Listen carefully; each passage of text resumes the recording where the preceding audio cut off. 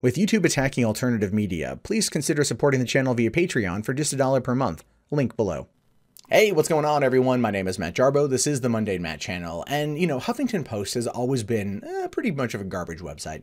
Always pushing one agenda, never looking at things from an objective viewpoint, and generally making commentators' lives a living hell online because of how much crap goes through it. However, there's been one avenue with Huffington Post that I do believe has been used for probably the benefit of small-timers' careers, and that would be the unpaid contributor section of Huffington Post. They use this as a way to allow almost anyone to come on in to write essays or op-eds or do some journalism and put it out there and hopefully gain traction through people going to their sites, and then also build and boost some careers. Well, that is now no more. And it's funny because they call it ultimately a threat to democracy. It's so funny when someone's original plan ends up becoming so bad, or they believe so susceptible to threats from outside influences that they scuttle it because they are fearing that particular thing. So it says here that Huffington Post announced on Thursday that it is ending its long-standing network of unpaid contributors and introducing two new sections, opinion and personal, as the outlet continues to refine its editorial scope under editor-in-chief Lydia Palgreen. Now, okay, so it's getting rid of the unpaid contributors, which is fine. Honestly, go to Medium. If you're an unpaid contributor, you might have a shot at actually earning some money because they have that new payout system. Additionally, you might be able to gain some traction and then make money that way through Twitter, so on and so forth. Now, it says that under the newly unveiled verticals, HuffPo will take a more traditional approach to the publication of opinion pieces and personal essays, commissioning a spat of regular columnists and soliciting work from one-time contributors under the purview of full-time editors. Now, this I actually do like. So instead of anyone being able to sign on up and post whatever crap they want to post, they're actually paying people now, right? They're going to be bringing in regular columnists and soliciting work from one-time contributors that are going to go underneath these full-time editors. Are going to be looked at and vetted and verified and everything, so, which is actually really good when it comes to journalism. One of the biggest problems with online commentary or online writing is the lack of an editorial oversight.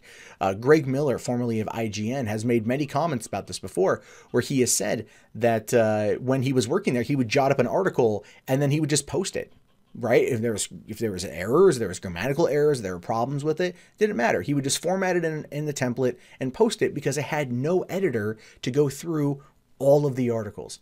And as far as I know, that's still happening now. So actually, this Lydia Palgreen person wanting to make it more of a traditional news outlet with that type of oversight, I'm actually on board with. I don't think it's going to do much to do away with their political left-leaning narrative and all the crap they post that way. But if they're trying to be more ethical and upfront and they pay people, yeah, no, I'm more on board with that. Not to say I'm going to go start submitting work for HuffPo because they would never take me, but I can get behind that.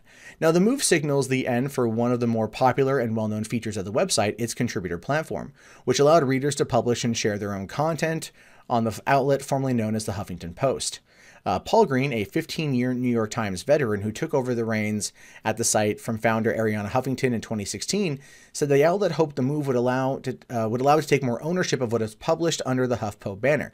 Well, what's funny about that too is that you always have taken ownership of it. Essentially, it's underneath your banner. You're allowing it on your site. You're promoting it through your internal search engine. You're putting it out through your social media your posts. You own it. You may not have paid the contributor for it, but ultimately, there's ownership there. So that line doesn't really fly with me. But I understand what she's talking about. They want to make sure that it's commissioned, that it's vetted, that it's backed up, that there's no problems, that this is the good thing. Saying here, this wasn't an easy decision because blog contributors have been a part of the heart and soul of Huffington Post from the beginning. So many great stories were told. Palgreen tweeted after the announcement of the news. She also went on to say, but in our current climate, we as a newsroom need to take ownership of what we publish.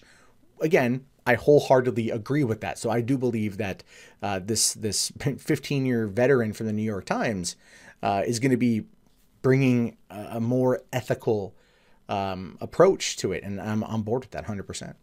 Now, the editorial decision, or the contributors platform, despite its popularity, faced criticism over the years for relying on the work of unpaid writers for content and for allowing amateur journalists to publish content unfiltered onto the web. Yeah, and that was always going to be a problem. And I'm wondering how much of this, too, is coming off of the whole fake news, Russia scandal. They don't want to get themselves caught. And I do feel it is that plays a part in it. I do feel that there is a lockdown that's taken place inside Huffington Post to make sure that they aren't going to be susceptible to this kind of outside influence, which, again, it could totally happen. One of the best ways to ultimately attack and destroy the left is to give them fake info. Because, as Milo Yiannopoulos said on Real Time with Bill Maher, the left always takes the bait. Always takes the bait. And there was a story a while back about a woman saying that, like, men shouldn't be allowed to vote or white men shouldn't be allowed to own property anymore. I did a response to it because it was a really dumb article. But at the same time, I do believe it was actually fake. I do believe that afterward we found out that it was a fake, that it was it was a troll job put on there through their contributor platform that ended up going viral. And that when it comes out that that is a lie or that is not real or that it is a troll job, it really does damage the credibility of Huffington Post. However, we're not too sure at this point how much credibility they have left. Now, the editorial decision marks a continuation of a remodel under Paul Green, who has sought to bolster HuffPost's investigative and entrepreneurial coverage while moderating its progressive approach to news. Yes. Look, there's nothing wrong with being either conservative or liberal, a progressive, whatever. I don't really care what you believe. You have the right to believe it, whatever your political beliefs are, religious beliefs, so on and so forth.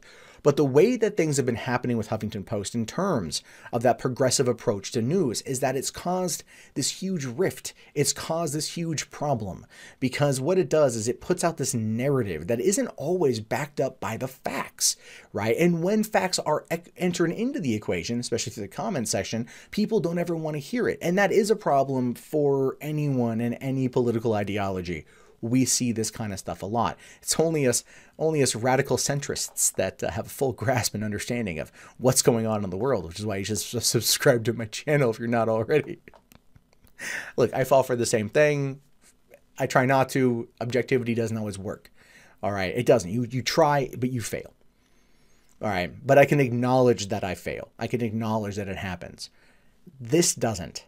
The way that they push some stories through, they brought some contributors in, it really, really, really wasn't moderated. And it was too progressive, in my opinion. So ultimately, I do think Paul Green here is on the right track. I do. Paul Green also added that the site will be adding lots more staff over the course of 2018 as it looks to expand its editorial operations. HuffPost announced last June it was laying off over 36 employees amid a series of corporate cutbacks. So they cut the fat. And this is her right here, Lydia Paul Green. So they cut the fat, and now they're bringing in more people to try to make this a more legit news organization. And the thing is, they're going to have their politics. They're going to have their slant on things. I understand that. You read Breitbart, it's the same freaking thing. It's just opposite side of the same coin, ultimately. And as long as they're being ethical about it and they're being upfront about it and they're trying to be the best version of themselves that they can, journalistically speaking, then I'm going to be on board with this. And if that means getting rid of a contributor platform that's unmoderated, unfiltered, and has ultimately been full of trolls, liars, and fake news, then yes, we need to do more with getting rid of that.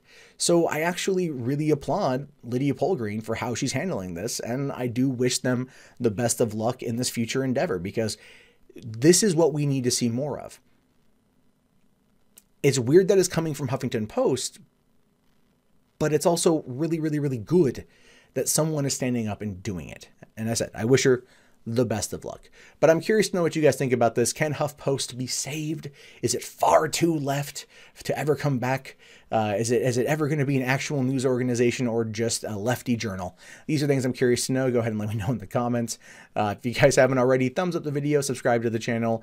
If you want to support the channel, Patreon's a great way of doing it. Otherwise, links below in the video description. Or if you just want to turn off that pesky ad block and watch more content from me, you can do so right now.